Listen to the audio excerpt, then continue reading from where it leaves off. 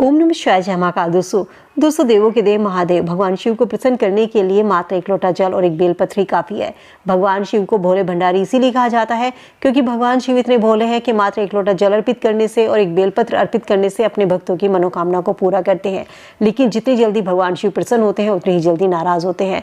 यदि आपसे जल अर्पित करते समय कोई छोटी सी गलती हो जाए तो आप भगवान शिव के क्रोध के आपको झेलना पड़ सकता है। तो आज की इस वीडियो में हम बात करेंगे कि शिवलिंग का जल अभिषेक करते समय किन किन बातों का ध्यान रखना चाहिए, किन गलतियों को करने से बचना चाहिए। साथ ही जानेंगे आज की इस वीडियो में कि शिवलिंग पर किन चीज़ों को चढ़ाने से किस शुभ फल की प्राप्ति होती है। क्योंकि जब हम शिवलिंग पर कोई भी चीज़ अर्पित करते हैं तो हमारी मनोकामना पूरी होती है, लेकिन कुछ ऐसी चीज़ें हैं जिनको चढ़ाने से उसी के अनुरूप फल की प्राप्ति होती है। यूँ तो हर रोज़ महादेव की आराधना करनी चाहिए। शिवलिंग पर बेलपत्र, गंगा जल, धतूरा, भांग अर्पित करनी चाहिए क्योंकि ये सब चीज़ें भगवान शिव की प्रिय हैं। कहते हैं इन चीज़ों को अर्पित करने से इंसान को शुभ फल मिलते हैं, इंसान का सोया भाग्य जाग जाता है। कल महाशिवरात्रि है और भगवान शिव को प्रसन्न करने के लिए यदि आप ये चीज़ें चढ़ाते हैं तो इन्हीं के अनुरूप आपको फलों की प्राप्ति होती है। यदि आप धन संपत्ति की प्राप्ति चाहते हैं, आर्थिक तंगी का आपको सामना करना पड़ता है, तो शिवलिंग पर कच्चे चावल अर्पित कीजिए। कच्चे चावल जो हैं वो टूटे हुए नहीं होने चाहिए, इस चीज़ का ज़रूर ध्यान रखें। इसके अलावा यदि आप पापों से मुक्ति चाहते हैं, पापों का नाश चाहते हैं, तो तिल अर्पित कर दीजिए। शिवलिंग पर जो चढ़ाने से यदि किसी सदस्य को लंबे समय से कोई बीमारी चली आ रही है, उस बीमारी को दूर करने के लिए शिवलिंग पर जो अर्पित कर दीजिए, वो परेशानी, वो बीमारी दूर होती है।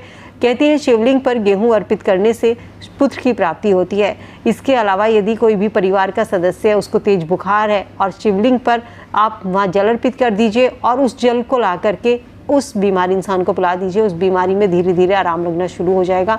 लेकिन ध्यान रखें उस जल को आपको शिवलिंग पर जब आप जल अर्पित करते हैं तो उस समय शिवलिंग पर चंदन नहीं होना चाहिए। चंदन को साफ करके तभी आप उस जल को अपने घर लेकर आइए और उसे हाथ में लेकर 3 बार थोड़ा थोड़ा आचमन करके पीना है। शिवलिंग पर दूध में चीनी मिलाने से बच्चों को सद्बुद्धि की प्राप्ति होती है, बच्चे का मस्तिष्क तेज होता है। शिवलिंग पर यदि गन्ने का रस अर्पित कर दिया जाए तो सांसारिक सुखों की प्राप्ति होती है। शिवलिंग पर गंगा जल अर्पित करने से मनुष्यों को भौतिक सुख और मोक्ष की प्राप्ति होती है। कहीं से भी तीर्थ का जब आप जल लेकर आते हैं तो उसे शिवलिंग पर जरूर अर्पित कीजिए। यदि किसी को डायबिटीज़ है तो उस सदस्य को शिवलिंग पर शहद अर्पित करना चाहिए। शिवलिंग पर गाय का दूध या देसी घी जो होता है उसको अर्पित करने से शारीरिक दुर्बलता से मुक्ति मिलती है। आंकड़े का फूल यदि अर्पित कर दिया जाए तो सांसारिक बाधाओं से मुक्ति मिलती है और मोक्ष की प्राप्ति व्यक्ति को होती है। शिवलिंग को समी के पत्ते सबसे अधिक प्रिय हैं। समी के पत्ते चढ़ाने से सभी बाधाओं से मुक्ति मिलती है। शिवलिंग पर यदि दही अर्पित कर दी जाए तो पशु और वाहन की प्राप्ति होती है। लक्ष्मी प्राप्ति के लिए गन्ने का रस शिवलिंग पर अर्पित करना चाहिए। तीर्थ जल से अभिषेक कराने पर व्यक्ति को मोक्ष मिलता है। जल में थोड़ा सा एथिर मिलाकर यदि आप अभिषेक करती हैं तो रोग नष्ट होते हैं।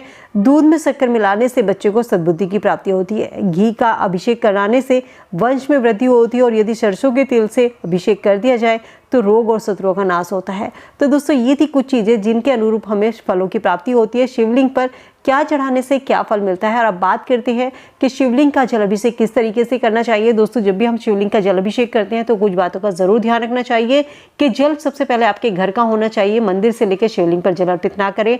जल हमेशा तांबे के पात्र से अर्पित करें। शिवलिंग पर जल हमेशा बैठकर अर्पित करें। जल अर्पित करते समय आपका मुख उत्तर दिशा की ओर होना चाहिए। कभी भी खड़े होकर शिवलिंग पर जल अर्पित नहीं करना चाहिए।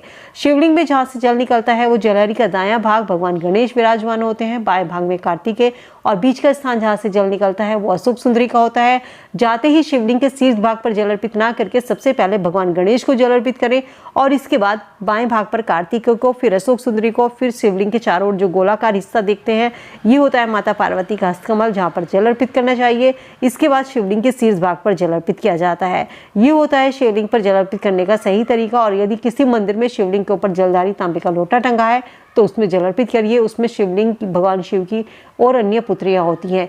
इस तरीके से शिवलिंग पर जब आप जल अर्पित करते हैं तो आपको शुभ फल की प्राप्ति होती है। भगवान शिव महादेव आपकी मनोकामना को पूरा करते हैं। यदि आप एक छोटी सी गलती कर जाते हैं तो आपको पूजा का फल नहीं मिलता।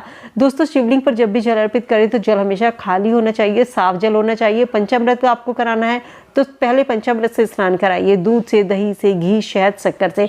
इसके बाद सबसे बाद में गंगा जल से, साफ जल से भगवान शिव का अभिषेक कराइए। इसके लिए आपको क्या करना है, जब आप शिवलिंग पर जल अर्पित करते हैं तो इस चीज़ का भी ध्यान रखें कि जो तांबे का लोटा है उससे पतली पतली धार बनाकर शिवलिंग पर जल अर्पित करें। कभी भी एकदम जाते ही जल नहीं उड़ेलना चाहिए। जितनी पतली धार बनाकर आप शिवलिंग पर जल अर्पित करते हैं उतनी ही जल्दी भगवान शिव आपसे प्रसन्न होते हैं और जल अर्पित करते समय जब तक आपकी जलधारा है तब तक आपका मंत्र चलता रहना चाहिए, ओम नमः शिवाय। इस तरीके से शिवलिंग पर जल अभिषेक जरूर कीजिए। उम्मीद करती हूँ दोस्तों वीडियो में दी गई जानकारी आप सबके काम आएगी, वीडियो से आप लाभ उठाएंगे। वीडियो पसंद आई तो दोस्तों के साथ लाइक शेयर जरूर कीजिए। भगवान शिव के भक्त हैं तो कमेंट सेक्शन में हर हर महादेव जरूर लिखिए। मिलती हूँ नई वीडियो में नई जानकारी के साथ। स्वस्थ रहिए, खुश रहिए।